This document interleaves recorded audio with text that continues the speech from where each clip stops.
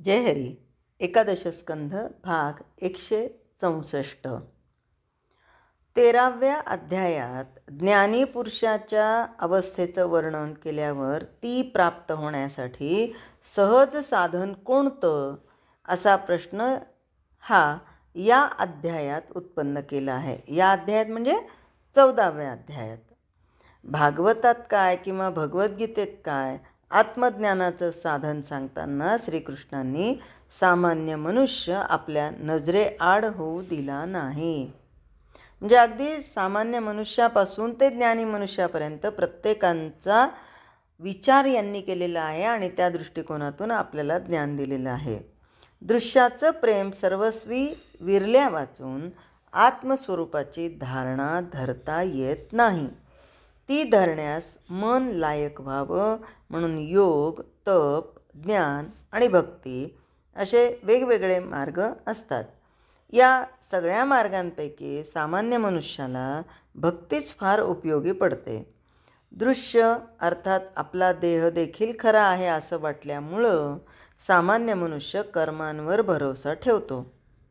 अगदी बळजबरीने कर्म सोडायला लावले तर ते हिताचं होत नाही, म्हणून दृश्यरूप कर्माचा दोष नाहीसा करण्यासाठी त्यामध्ये भगवंताला घातला तर दृश्य आहे तसंच राहून मन स्वच्छ होत जातं. कर्म करणारा मी ज्या भगवंताचा आहे त्याच्या इच्छेनं माझं जीवन चालतं आणि म्हणून मी केवळ कर्मापुरता आहे, त्याच्या फलाबद्दल माझ्यावर जबाबदारी नाही असा दृष्टिकोन उत्पन्न होतो. नाथ महाराज यालाच भक्ती असं म्हणतात. भगवंताकरता कर्म करण्याची युक्ती साधली म्हणजे जीवनाकडे खेळ म्हणून पाहता येतं. त्यात भगवंताबद्दल शुद्ध भावना पोचली गेल्यामुळं अंतःकरण प्रेमानं भरून जातं. ते प्रेम बाहेर पडल्याशिवाय राहत नाही. भक्तीचा जिव्हाळा म्हणतात तो हाच. हा जिव्हाळा ज्याच्या अंतःकरणात सदैव ताजा राहतो त्याच्या आगे मागे परमात्मा खरोखरच चालतो असा भक्तांचा अनुभव आहे. आणि म्हणून आम्ही म्हणतो मागे उभा मंगेश, पुढे उभा मंगेश. आता इथे नाथांनी सद्गुरूंवर क्षीरसागराचं रूपक रचलं आहे. ते सांगतात, ब्रह्मरसानं भरलेला हा समुद्र ज्ञानरूपी चंद्राला बघून उचंबळतो. याच्या काठी जीवरूपी कुमुदिनी मिटलेली असते. ज्ञानरूप चंद्र उगवला की ती उमलते. त्या समुद्रामध्ये अनेक ज्ञानरूपी रत्न सापडतात.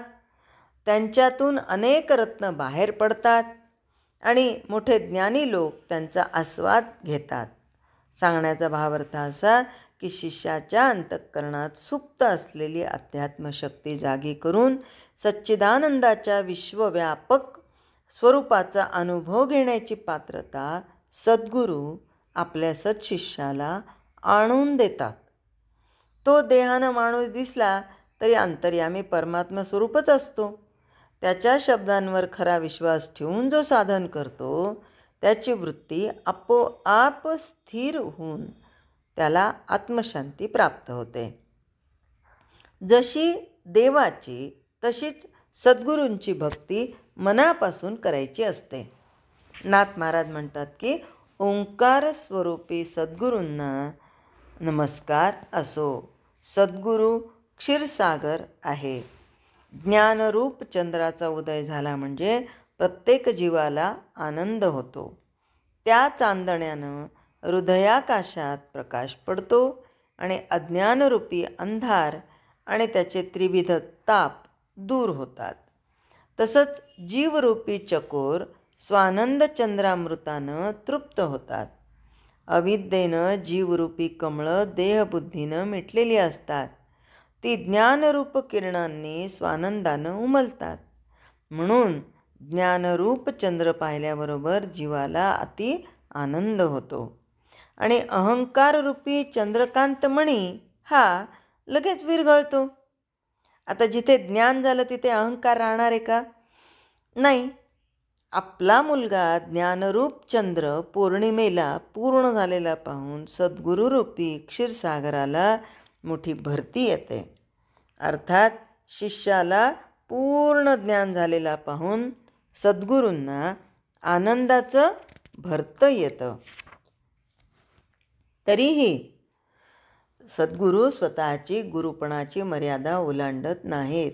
गुरु शिष्यांचं अंतःकरण एकरूप होऊन स्वानंद वाढला तरी शिष्य गुरु आज्ञेची मर्यादा मोडत नाही.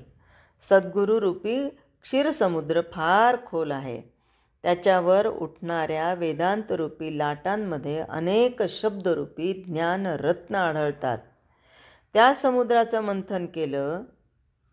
आता विश्वास हा मंदराचल, वैराग्य हे वासुकी, निजधैर्य हे देवदानव.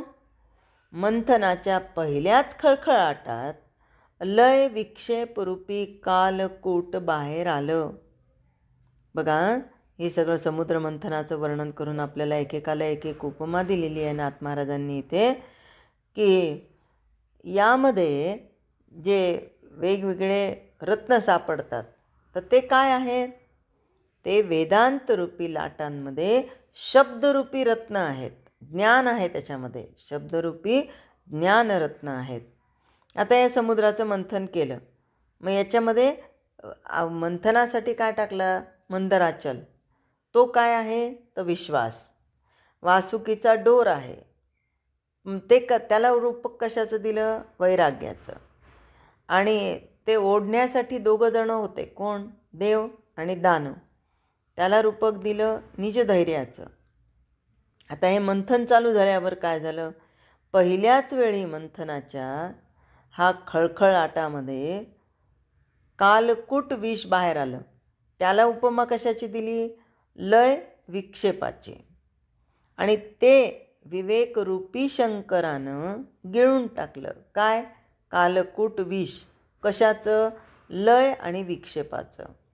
मग अंतर्मुखतेच्या अभ्यासानं सर्व कर्मे शांत झाली. पुढं आत्मशांतीरूपी लक्ष्मी प्रगट झाली. त्यानंतर देवदानवांना आवडणारा आणि ब्रह्मरस आणि भ्रमरस यांनी भरलेला अमृत कलश बाहेर आला. तो वाटण्यासाठी परमात्मा मोहिनी झाला आणि अहंकार रूप राहूचा शिरच्छेद करून त्यानं देवांना तृप्त केलं. त्यानं म्हणजे मोहिनी अवतारातल्या परमात्म्याने. ती वृत्तीरूप मोहिनी लगेच आपलं स्वरूप बदलून नारायण स्वरूप झाली.